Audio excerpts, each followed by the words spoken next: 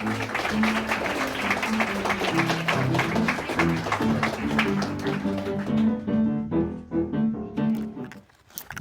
I really hated my first job because I didn't choose to do it. I'm stuck in the middle of that small Vietnamese family kitchen in a small town of Brittany in France, between my mom frying like veggies on multiple pans, and on the other side, my dad shouting table numbers at my mom. It feels really stressful to be there because I'm just a teenager.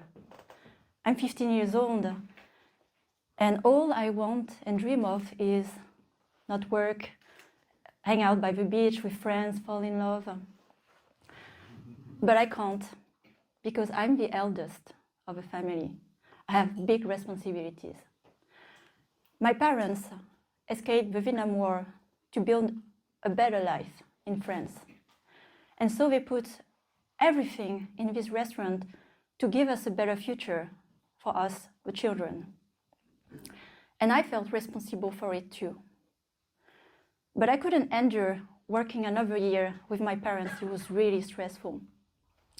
So I negotiated with my dad to work somewhere else, at his friend's place at Alain.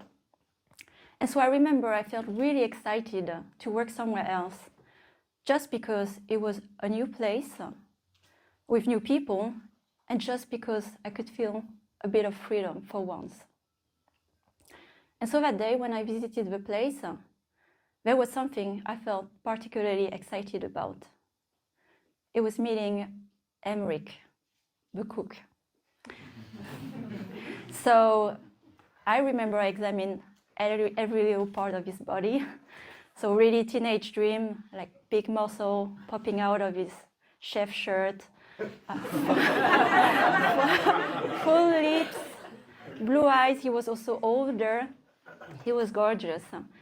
And so I was excited to get my second job there in the restaurant place. But actually it was really, really tough because I was working under another tyrant, an Italian chef, very demanding. But my highlight every day was after the shift, hanging out with Emmerich. And as things developed, we get to know each other, and we fell in love. And it was indeed my very first love. And it meant a lot to me because it was not just about love, it was about freedom. I was in my little bubble with my own rules, doing all I wanted.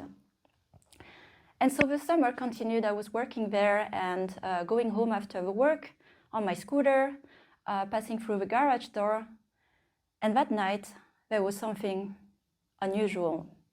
The light was on, and my dad was standing there at the door, arms crossed, red face, upset. I felt really anxious when I saw him waiting for me. And so he started. I know you've been seeing that guy, that low-level pizzaiolo.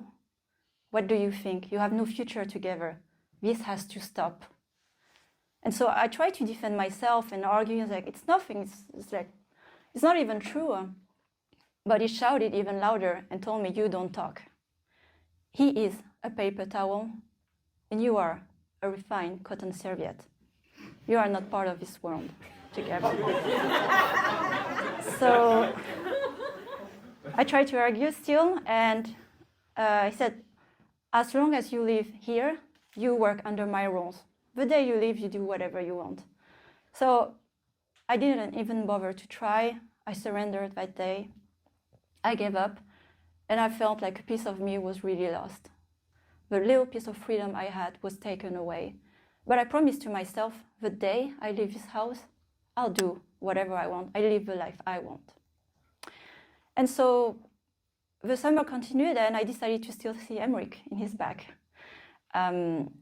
But it was back to also reality after the summer. I had to go back to school, and it was my last year before graduation from high school where I had to think about my future. And something clicked where I was aspiring for a better life, a bigger life out of this small town, like international career, a businesswoman. But I was a little conflicted. who was talking there? Was it me or my dad?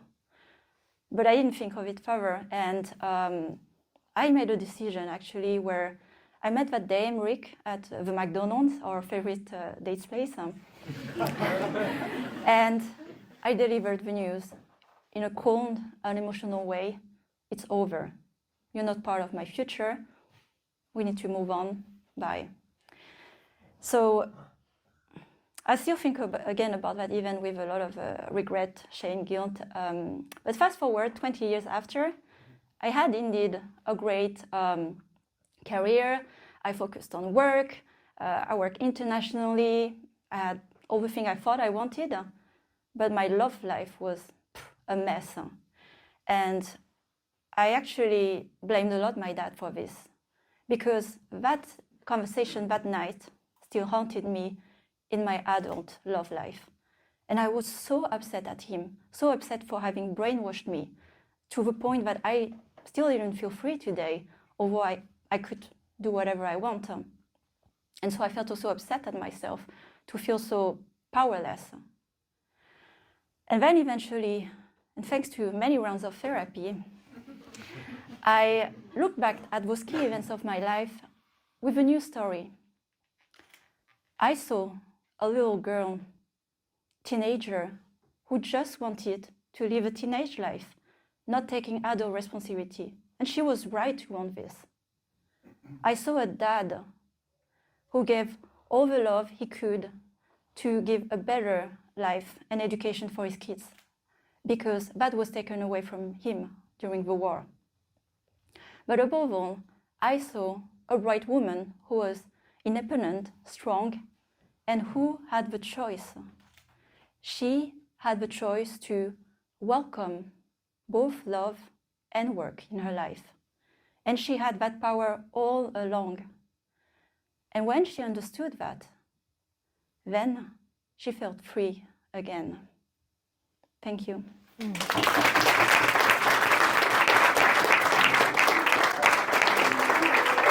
you so much. I have a pin for you. Oh, that was wonderful. Thank you so much.